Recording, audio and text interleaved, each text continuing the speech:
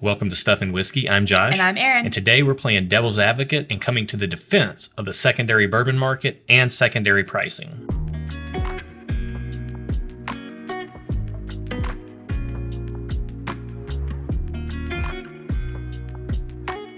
Welcome to the channel, bringing a real-world perspective to the real-world whiskey consumer. Today we're talking about secondary bourbon market pricing and the fact that the market even exists in the first place and why it might not be such a bad thing. Playing a little devil's advocate here. But before we get into that, we got to get into the first sip where we try a sample of something from a single sample pool of random things, some available, some allocated. But the prerequisite is that we've never tried it before. So not only are we not familiar with it, but it's totally blind so that you get our completely honest opinions. Yep. That said, let's get into the nose on whatever this is. Okay.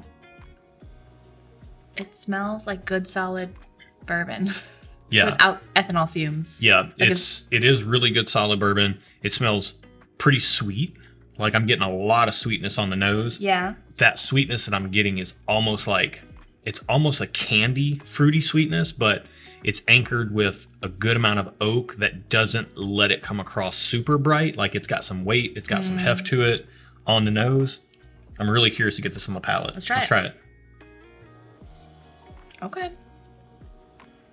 Wow, that's good. That's really good. It is. It tastes like Pop Rocks. Like fizzy. Like there's like some... I'm getting just like a really dark candy sweetness. I've used this note before, but like chewy sprees are darker than sweet tarts. And it kind of has a little bit of that going on. It's like red candy, purple candy, kind of like I'm getting like a lot of white sugar, like granulated sugar that you would have in a piece of candy, but it's really deep and rich. It's not super bright. It's a nice balance of sweetness with the oak anchoring it down. Everything I said on the nose does carry across on the palate, at least on the first sip. We definitely need to get into one more to see what's up. Can I say something? Yeah. Sorry. You've been saying a lot of words. Okay. And now I forgot what I was going to say. Okay. I got really excited about this glass. I like it a lot. Okay. Let's taste it again. Okay, let's go. Yeah, I'm just getting like fizziness. Like I'm not getting a lot of flavor. It tastes like fizziness. The second sip, definitely, I see the fizziness that you're talking about. For me, it's like right in the middle of the palate. I think it's the oak. I think it's coming across a little sharp in the mid palate on the second sip, but it is still really good. Let's go one more sip before we evaluate this. Okay. So kind of think about where you're at on nose, flavor, and experience. That's how we rate pours around here, and then we'll talk about the rest of it after we find out what we're sipping. Okay. It's getting a little nuttiness to it. It's coming across with all those classic bourbon notes, but it's got a really nice balance of flavors going on here. So where are you at on nose, flavor, and experience? I'm going to give it thumbs up across the board. Yeah. It's good. It's not great. I didn't get a lot of flavors from it like you did. I just got a lot of fizziness, but I didn't hate it. Yeah. I'm going to give it a thumbs up across the board on nose, flavor, and experience as well. If there was one category that I think stands out on it, it's probably the experience. Like it's a well-crafted pour in my mind, but it's not striking me as anything particularly super special. I can think of a lot of things on the market that are pretty comparable to this that fall kind of in the like, $60 price point, give or take, Okay. A little bit of money. So that said, we need to find out what we've been drinking. All right. Let's find out. This is Yellowstone. This is a Yellowstone store pick. Now, 102 proof. Okay. The reason that this is in our blind sample pool, we've had Yellowstone before, but I've had Yellowstone before because I went on a Yellowstone pick. Okay. But we've not had this Yellowstone store pick before. The Yellowstone store picks are something that are in a lot of markets.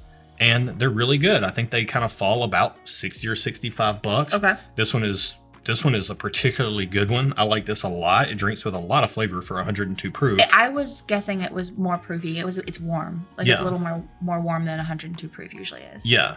It's got a lot of flavor. It's I say well crafted, but it's a single barrel. It's just a good single barrel. And Brian Waller from the Nashville Bourbon Social Club gave us this sample. So shout out to Brian for this. Thank you, Brian. I really enjoy it a lot. Let's call it $60 for a Yellowstone store pick, and they're not available in all markets, and it is a single barrel, but they are available in a lot of markets, and they are pretty available here in our market, and that's the way we rate things in our market. You would probably rate it differently in your market. Okay. Where are you at on retail score, price, and availability? I'm gonna give it just okay. Okay. I mean, I wanted more flavor for something that's $60. Yeah. For me, I didn't get a lot of flavor out of this. I'll give it a just okay as well, particularly because it's a single barrel, it is a store pick, and the price is a little higher than I would prefer. Like I said, 50 is really where I would love to be on this bottle, but I think a lot of times they're 60 or 65 in our market. With that said, let's say you got to try this store pick and you're getting this experience right here and it's sitting on a shelf in front of you for $60. Are you buying it? That's our consumer score, whether you would buy it again or not, or buy it or not. Probably not. Okay. So are you a just okay or are you a thumbs down? I'm just okay. I'm not a hard pass, but I'm a probably pass. Okay. I'm going to give it a thumbs up. I actually do like this, and that Yellowstone pick that I got to be a part of with a local store and Nashville Bourbon Social Club, when those picks come out, I'll definitely be buying bottles. We have a little bit of this sample left in a separate bottle, and it'll be interesting to compare this pick compared to the pick that I went on. That's so true, yeah. That's the fun of single barrels. And if you're having fun watching this video, go ahead and hit that like button. Give us a thumbs up. It really does help us out. And if you haven't subscribed already, go ahead and do that. Then that way you won't miss any one of our videos. Yeah, if you like blind tastings like this, they're coming out every Tuesday, and we do blind head-to-heads on Thursday, so it's worth subscribing if you like blind tastings. It's also worth checking out the video description below for a link to our Patreon if you like blind tastings, because we do blind tastings over there with our Patreon community. We also have bonus content, score sheets, all kinds of stuff that you can get access to if you'd like to get a little bit more interactive with the channel. And you can also see a link to our merch store down there if you want any Stuff and Whiskey merch at all. Absolutely. That said, let's get into our main topic here, talking about the secondary bourbon market, secondary bourbon pricing, and we're going to play devil's advocate and say why it might not be such a bad thing. Typically, we tend to fight FOMO over here, and we did a video a while back near Christmas talking about in defense of hyped up allocated products. And we'll put a link to that video in the description below because it kind of tracks along the same line. But from a pure economic standpoint, when it comes to the secondary bourbon market and secondary pricing, it might not be such a bad thing. But before we get into that, let's talk about, if somebody's watching this and they don't know what the secondary bourbon market is, we should cover that. Okay. So there are online avenues such as Facebook and other places where covert secondhand bourbon sales happen. And what happens is that somebody will get a bottle in. For example, let's just use Blanton's. That's a very popular product. Let's say you find Blanton's in your local market for $60 and you buy it. What people will do is they'll turn around and they'll sell that bottle for $100, and they'll make, after tax and gas and time and all that stuff, maybe they'll make $30. There are other bottles where the markup is much higher. Like, for instance, if you win a Pappy Van Winkle or a Buffalo Trace Antique Collection, you might pay $100 or $200 or $300 for that bottle, and you might be able to sell it for $1,000 or $1,500 or $2,000 or more.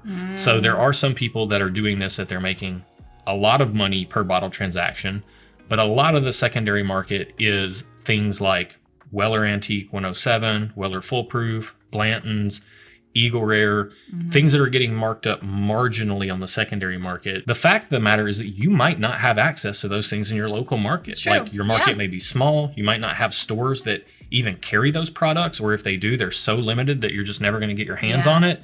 And having access to a secondary market, while it's a buyer beware situation and you could lose your money, it does open up your ability to have access to things you otherwise wouldn't in your local market.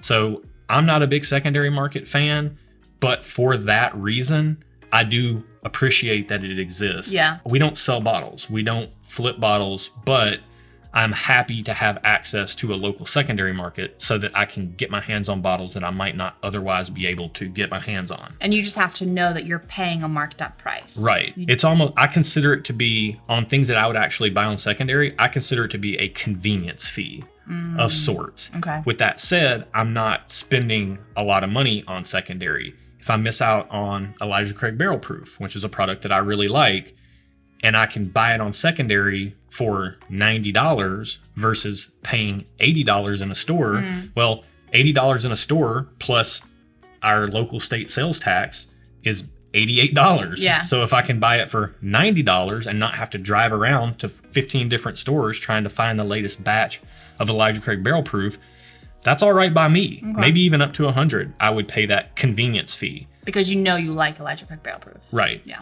But it's not one of those things where I'm going to pay $1,000 for a bottle of George T. Stagg. It's when somebody bought it for $100. Like, that is crazy. Yeah. But let's say you are the person that wants to spend $1,000 to get your hands on a George T. Stagg. Let's just say. Let's say that. The dollars and cents of it, if you're going to be able to get your hands on a George T. Stagg, you're only going to get it one of two ways. You're going to get it through, if you're buying it retail, you're going to get it through a lottery or a raffle where you get selected to purchase it at retail or near retail, $100 or $200. And then you can go buy it. But if you're not going to get it through a lottery, the only other way you're going to get your hands on something like that at retail is if you have an invested, established relationship with a specific retailer who is going to set one aside for you. To get that relationship, you're going to have to spend a lot of money in that store. To build that relationship over time. Absolutely. Yeah. You're going to have to go in and you're going to have to buy store picks that they have. You're going to have to buy on-the-shelf products that you might not even want. You might have to buy, I buy wine. Like, we'll go in and we pair wine with meals. So if I go into my local store, I support them because they're my local store, not for any other reason than that. And I go in, and if there's bourbon I want, I buy it. And if there's not, I might buy a bottle of wine for us to have with dinner. Because I'm always okay with him bringing home a bottle of wine. Yeah. So we'll buy it for that purpose. And then every once in a while, I get offered to buy a bottle of something that comes in that's kind of rare. But I can promise you that if I were doing that just to try to get in their good graces to get a George T. Stagg for $100 or $200, I would spend way more than $1,000 in the long run than just going to secondary and just buying a George T. Stagg for $1,000. So the dollars and cents of it is kind of it could be more beneficial for you to get something on the secondary market in that case. Right. Just depending on how the math breaks down. Yeah. The reason we're talking about this is because one of the refrains that I see in a lot of Facebook groups is to establish relationships with stores if you want to get your hands on allocated bottles. And we've said this before, but that's kind of a disingenuous way to handle relationships. I would say establish a relationship with your local store. If you want to have an established relationship with your local store and you want to trust them to learn your palate and recommend things that you might like, don't do it just to get your hands on an allocated bottle because you might not be able to get that bottle that you want. Or if you can, you might have to spend so much time and money and energy to just even have a chance to buy it at retail that you could have just went to secondary and took care of it a long time ago.